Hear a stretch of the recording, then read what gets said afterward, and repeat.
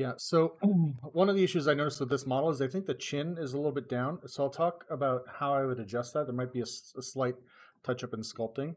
And we'll go through, I use a book called Stop Staring. A lot of artists who are working in rigging, blend shape development, they still kind of use this as a fairly good and reliable guide, right? Like I said, when I started practicing and working with the open jaw, I noticed it was sort of coming too far down into the neck. So I think I would effectively, kind of rotate the head. Sorry, let's just make sure I'm on the right subtool here.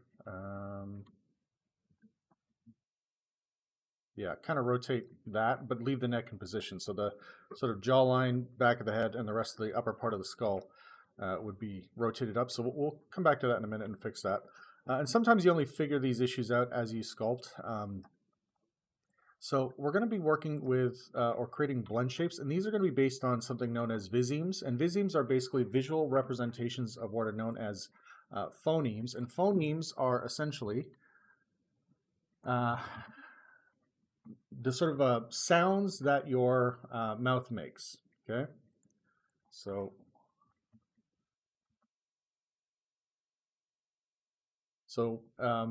and different languages, I believe, would have different representations of this. So sometimes we have different variations of the TH sound. We have different variations of the O sound, the OO sound, right?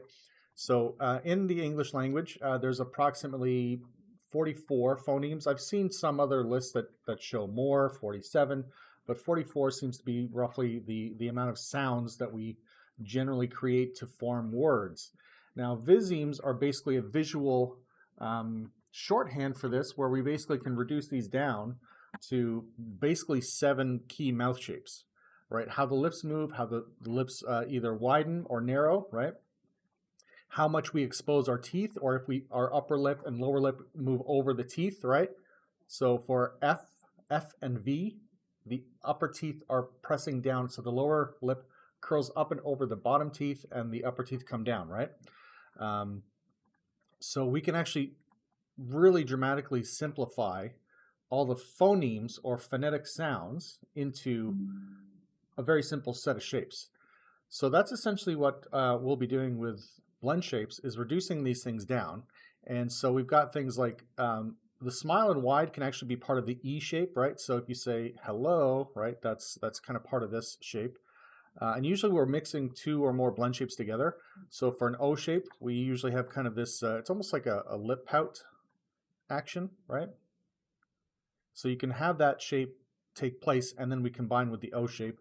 Now, the teeth and gums are not moving at the same time, but I have this in its own blend shape as well. So that's a separate subtool, the teeth and gums, right? So we can make that kind of O shape, or we can kind of help create a yelling effect, right? With the O shape and the opening of the jaw, upper lip up. It's kind of like a sneer, a partial sneer, I should say, because we do have another function in there with the nose kind of crinkling. And what's great about this sort of setup is that it allows you, with a very small set of blend shapes, to have a wide range of unique facial expressions. We're not just going to have like an angry, a happy, a sad face, but you can have kind of subtle facial animation, right? So that's upper lip up, upper lip down, which is curling over, right? It's like if you're biting your upper lip, and the lower lip up. So this is when we do the MBP, right? Your 2 lips, upper and lower lips, tend to curl over their respective teeth, right? So it's like you're, right? And then we can do the same thing, biting the lower lip. And again, these things can be combined, right? So you can kind of have that interaction, which again, it doesn't just give you this like, right? We have this kind of variety of expressions now that can be made, variety of movements that can be made with the mouth. And one of the other things too that is often I find useful is that the lips are sort of like the foundation of expression and emotion, right? So for both lip sync, but also for we got the frown, which is pretty standard. So again, if you wanted to yell, you could do something like that, where we have this, and if it's sort of more anguished, we can combine 2 or more blend shapes. So like I said, yeah, the mouth is sort of like the foundation of expression, and then the brows are almost like the amplifier, right? So we have the brows moving up, the outer brows moving up or down, right? Where there could be more sort of sadness, grief, maybe curiosity, depending. Mid-brows going up or down, right? For anger or disgust or whatever it might be. So with this basic set, you can do quite a lot. So this is the brow squeezing, basically pinching in towards the center, right? So there can be kind of concern, again, maybe deep thought or anguish. Squint, which, again, squint is a bit of a weird thing, but it's something, you know, we can have a smile with a squint and without, and typically a smile is seen as kind of fake or disingenuous if we don't have the contraction of the outer eyelids and the sort of tissue area, basically the fatty tissue under the brow ridge and the upper outer cheek. If those things don't contract, right, then a smile tends to look a bit fake.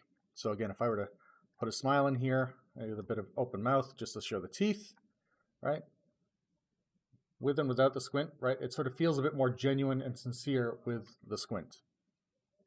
Typically with a squint, you will also have a little bit of blinking added in, so typically we'll, you know, kind of add a bit of that. And I'll just do one set of asymmetrical blend shapes. Usually I have asymmetries for all of these, except for the centered ones, of course, like the brows in the middle. And of course, jaw open, it's either open or closed. It doesn't usually open on half the face, but yeah, so we will do an asymmetrical, and basically I do things in symmetry, and to do it asymmetrically, we store a morph target of a full left to right blend shape and simply just morph in on a new layer, one side versus the other, okay? So one thing I do recommend is, in my approach in this particular demo, this is assuming that you're not gonna basically have to do any kind of rigging with the brows and the eyelashes. Typically, I keep the teeth and gums as their own subtool, and I'll show you that here. So here's the teeth and gums on its own subtool.